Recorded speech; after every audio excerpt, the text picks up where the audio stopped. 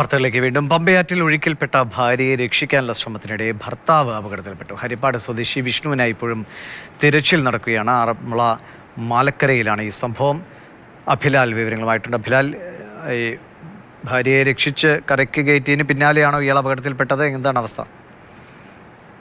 ആറന്മുള വള്ളസദ്യയുടെ ഭാഗമായ ശേഷം കുടുംബത്തോടൊപ്പം മടങ്ങുന്നതിനിടെ ആറന്മുളയിൽ നിന്നും ഏറെക്കുറെ 3.5 കിലോമീറ്റർ പടിഞ്ഞാറ് ഭാഗത്ത് മാലക്കര പള്ളിയോടക്കടവിലാണ് അപകടമുണ്ടാകുന്നത്. കുടുംബാംഗങ്ങൾ എല്ലാവരും ചേർന്ന് കുളിക്കാനുള്ള ശ്രമത്തിനിടയിൽ ആകെ 3 പേരാണ് വെള്ളത്തിൽ അകപ്പെട്ടത്. ആദ്യം കുടുംബാംഗമായിട്ടുള്ള അദ്വൈത് എന്ന 13-കാരൻ വെള്ളത്തിലേക്ക് വീഴുകയായിരുന്നു.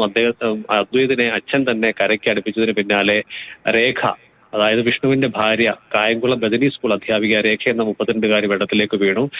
രേഖയെ രക്ഷപ്പെടുത്താനുള്ള ശ്രമത്തിനായി ആണ് ഭർത്താവ് Harippad block panchayat office staff കൂടിയായിട്ടുള്ള വിഷ്ണു വെള്ളത്തിലേക്ക് ചാടിയത്.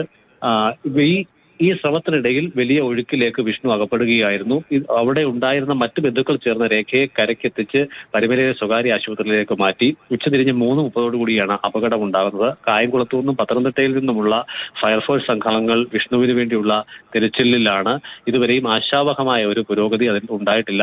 അപകടം നടന്ന ഈ ഭാഗത്ത് മാത്രം ഏറെക്കുറെ 20 അടിയിലധികം വെള്ളമുണ്ട്. സാമാന്യം നല്ല ഒഴുക്കും ഉണ്ട് എന്നുള്ളത് തന്നെയാണ് ഫയർഫോഴ്സ് സംഘങ്ങൾ നൽകുന്ന വിവരം. ഒരുപക്ഷെ രാത്രി വൈകിയാൽ തിരച്ചിൽ നിർത്തിവെക്കുകയും നാളെ രാവിലെയോടുകൂടി പുനരാരംഭിക്കുകയും ചെയ്യാൻ കഴിയുമെന്നുള്ളതാണ് പ്രതീക്ഷിക്കപ്പെടുന്നത്.